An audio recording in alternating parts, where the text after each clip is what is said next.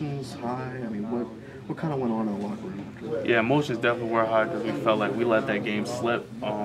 Syracuse, they flat out beat us. LSU, they flat out beat us. But this game, we felt like it was in our hands and we blew it. So emotions were running real high.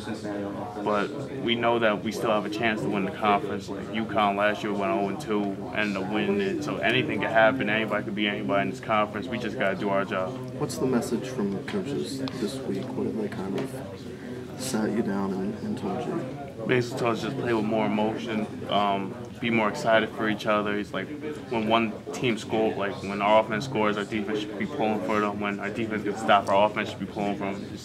Instead of just worrying about ourselves, worry about the whole team. Is that lacking? I mean, is that something that needed to change in your mind? Yeah, I think more activity on the sidelines did need to change. If you looked at Louisville, they're very excited when something happened, see their blocked field goal, people are sprinting down the sideline for them. And with us, a good play happens. It seems like instead of getting excited for it, we kind of expect it to happen. So we're just like, okay, let's go to the next side of the ball. But we need to start showing more excitement towards the other and congratulating. How do you do that? Is that just something that you say, okay, we're going to do this because we have to do this? Or is there something that, how do you change? Honestly, I didn't even realize that I wasn't doing it.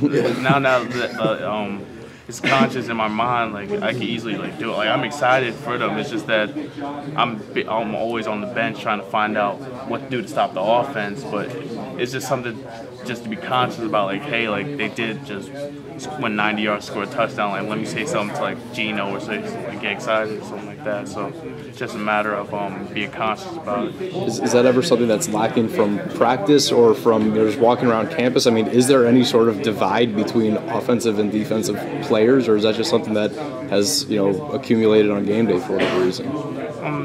We're definitely all close. I'm great friends with our offensive people. Like we all hang out with each other. We have no divide whatsoever. It just seems like in the game you're just worried about trying to do your job and try and help the team, that you're not aware of the other side going on. So like the offense may score, but I'm worrying about like, hey, how am I going to stop their offense on the next possession? It has nothing to do with like, oh, I don't like them. So it just has to do with just focus. I mean, this is something that's coming to light this year maybe, but last year there was probably even more reason for that to exist with how well the defense had played and how poorly at times the offense did. Was there ever a conscious effort last year to say, hey, let's pick up the offense, or is this something that just came this year? Last year was kind of similar in a way because defense, we had a great defense and we'd get a lot of stops and we'd be frustrated at the offense. And there was a point where it was kind of like we're doing our job, why aren't you doing yours? But the coaches did a great job of stepping in, like, hey, like these are your brothers, you always remember them for the rest of your life. And like once that happened, that really, it was only like really like maybe like a game or two where people felt like divided, like we're doing our job, why aren't you picking it up? And then after that, we came together and encouraged no matter what happened. I heard yelling from the locker room post game, and I mean I don't know who it was attributed to. Joe Madsen said that somebody kind of lost his cool and that had to be sort of put in his place. Was it that sort of a situation? I mean, do you know what I'm talking about even? Yeah, just emotions were running high.